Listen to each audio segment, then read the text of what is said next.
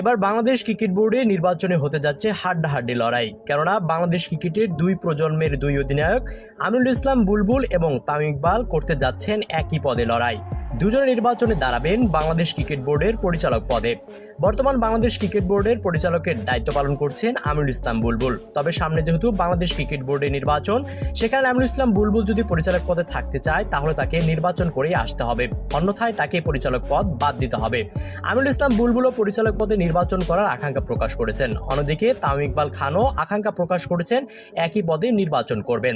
দুজনে যেহেতু বাংলাদেশ ক্রিকেটের অন্যতম দুই তারকা, সুতরাং তাদের মধ্যে যে একটা হাড্ডাহাড্ডি লড়াই হবে এটাই স্বাভাবিক। বাংলাদেশ ক্রিকেট বোর্ডের যারা কর্মকর্তা রয়েছেন তারা মনে করেন দুজনে যেহেতু বাংলাদেশ ক্রিকেটের জন্য অনেক কিছু করেছেন, সুতরাং যেই নির্বাচিত হোক না কেন সে বাংলাদেশের জন্য অবশ্যই ভালো কিছু করবে। বাংলাদেশ ক্রিকেটের দুই তারকার মধ্যে এমন হাড্ডাহাড্ডি লড়াই পরে যেই জয়ী হোক না কেন, আশা করি তিনি বাংলাদেশ ক্রিকেটকে অনেক দূর এগিয়ে নিয়ে যাবেন। বাংলাদেশ ক্রিকেটে যে সমস্যাগুলো রয়েছে সেই সমস্যাগুলোর সমাধান করার চেষ্টা করবেন।